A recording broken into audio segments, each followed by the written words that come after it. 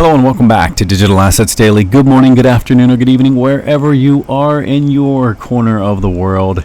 Hoping everyone is having a great day. And this is something I keep getting messages about frequently, as 99.99% of the time I never remember to ask you guys to like and subscribe and share these videos, because it does help the channel significantly.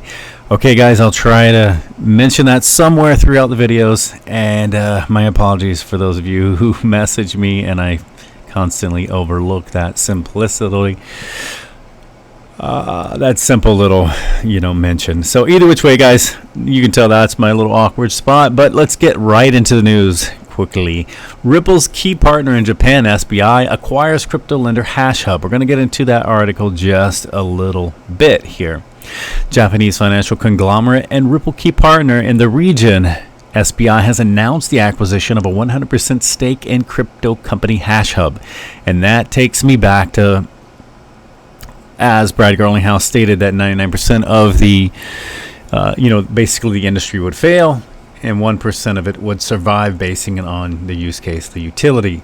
It makes me think back to whenever, he made a statement about would there be, or someone, I guess I should say, had a question about mergers. Moving forward, he stated that it would not be so much a merger. Tripling over my tongue today. My apologies, a rough start. We're going to see if this gets better. But he said not so much a merger, but there would be acquisitions. And again, he has shown since that the past few years, like, it has been acquisition after acquisition after acquisition, and it's pretty exciting to see this go. I know there's a handful of delays which keep making it a little bit challenging and frustrating for, investors who have been here for a significant time.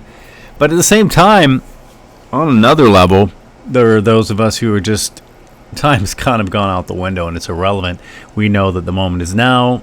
Pretty confident the year is this year as we're moving forward.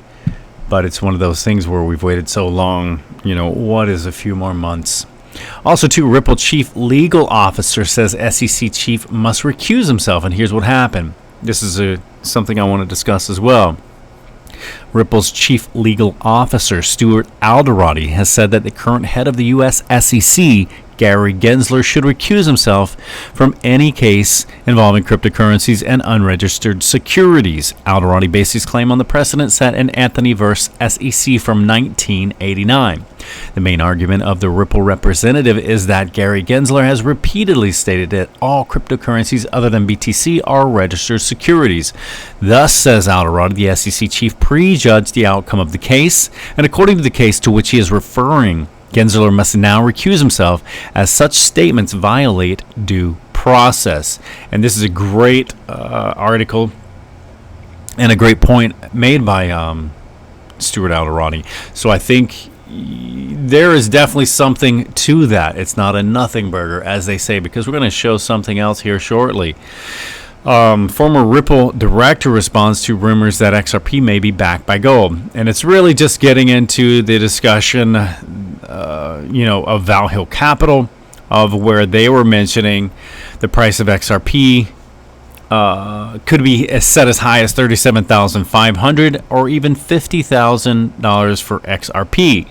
And then it gets into the discussion where David Schwartz was responding to a statement that was made on the secondary market on the private ledger of XRP having a private price of $327,000 on a private ledger. We have seen, I'm not going to go into that, but I have seen personally where there is a price fluctuation on different, how do you want to word that, on different, I guess you could say, sources. I see currently, even in my Sum wallet, where the price of XRP was $1, $10, $100, and then he even bounced up to, I think it was 5,000 or 6,000. I'd screenshot this and even sent that to We'd Say When. So pretty significant, but we know the price will be, as David Schwartz, has to be higher. It cannot be a low price moving forward. I'm not going to speculate on where they're going to start it to where they're going to finish the price, but either which way, I would expect, personally, I've been very bullish from day one. I would expect to see anywhere from 3 to 5 digits easily for the price of XRP. And again, I was here watching, people say S coin for BTC at 25 cents all the way up to $8, and then saw the pizza boy sell out significant amount of shares, and how many millions and millions and millions of dollars he lost. Also, too, Robinhood reveals the SEC subpoena over crypto custody and listings, as the SEC is just going a little wild, like a college frat party against the crypto companies. Binance USD stablecoin gets booted off Coinbase amid the mounting regulatory pressure as well. You've got Gary Gensler likely to be questioned in Congress hearing over the crypto crackdown. I want to come into this just for a moment as well. So over the news of crypto crackdown in recent times, and even as we've shared in this video today, a new subcommittee on digital assets in the Congress is challenging Gary Gensler and others.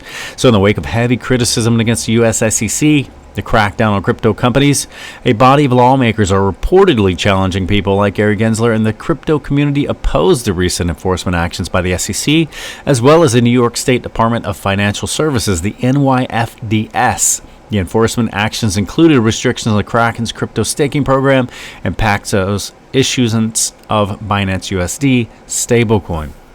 And again, that's something even at XRPayNet had done as well.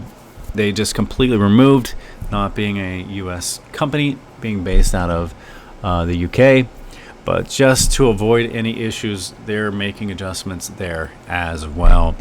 So again, I've always expected the clarity to come from Congress, as Congress has the power of the purse and helps determine the future currencies.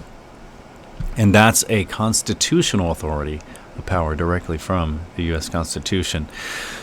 Also, too, Bank of England plans to test the digital pound with private sector partners. And a quick news as well, with Visa and MasterCard, it seems that they're also pausing their crypto push in the wake of the industry meltdown. And as you get into the article, it's basically discussing the FTX. And as we've shown on Twitter, and I probably should have posted here as well, some of those at the FTX team are now pleading guilty and facing significant criminal charges for what has been happening there as well. And guys, remember, this is not financial advice. It's for entertainment purposes only. And as always, before we go, I want to leave you with a final thought.